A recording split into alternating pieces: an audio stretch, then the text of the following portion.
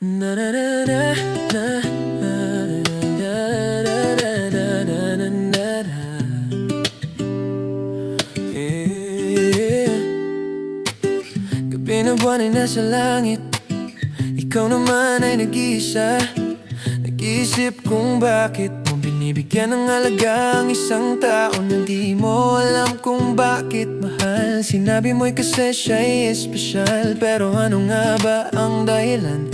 Bakit mo binibigay ang puso kahit baka masaktan ka lang naman? Hindi dahil sa mukha niyang maganda o sa yaman niyang kairami, hindi dahil sa mga salita niyang makulay at kay ganda.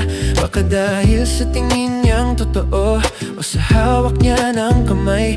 Baka dahil sa ngiti niyang kisara, parang liwanag sa dilim na daan. Bakit ka nga pala nagmamahal? Ano ba ang tunay na dahilan ng pag-ibig? Kahit na maraming sakit, lungkot at luha na maaari mong maramdaman. Bakit ka nga pala nagmamahal? Bakit mo binibigyan ng halaga ang isang tao? Dahil alam mong sa kanya ka masaya, kahit na minsan ay nagkakamali ka rin naman.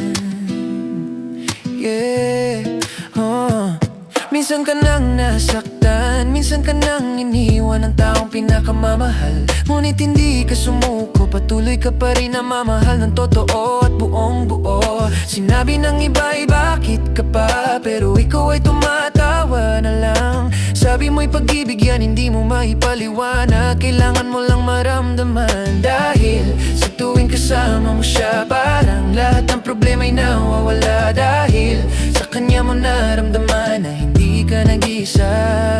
Hindi ito tungkol sa pera o katayuan sa buhay. Ito'y tungkol sa pusong handang ibigay kahit na hindi mo alam kung bakit. Bakit ka nga pala nagmamahal? Ano ba ang tunay na dahilan ng pag-ibig? Kahit na maraming sakit, lungkot at luha na maaari mong maramdaman. Bakit ka nga pala nagmamahal? Bakit mo binibigyan ng halaga ang isang tao? Dahil alam mong sa kanya ka masaya, kahit na minsan ay nagkakamali ka rin naman. Wala namang tamang sagot sa tanong na to.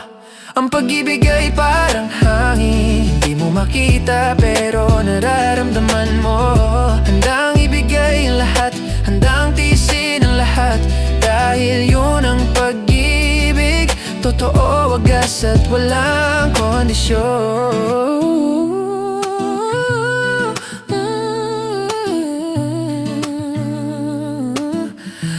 Bakit ka nga pala nagmamahal? Dahil mahal mo siya. Oo, dahil mahal mo siya.